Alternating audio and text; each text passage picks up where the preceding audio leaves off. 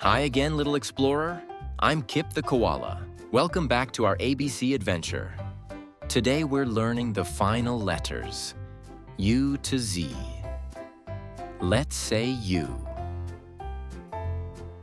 U is for umbrella. Umbrellas keep us dry when it rains. Unbelievable work. Let's say V. V is for violin.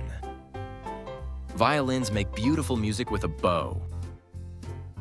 Very nice. Let's say W. W is for watermelon. Watermelon is juicy and sweet, a perfect snack. Well done. Let's say X. X is for xylophone. A xylophone goes ting-ting when you tap it. Excellent job. Let's say Y. Y is for yak. Yaks are fluffy animals that live high up in the mountains. You're doing great. Let's say Z.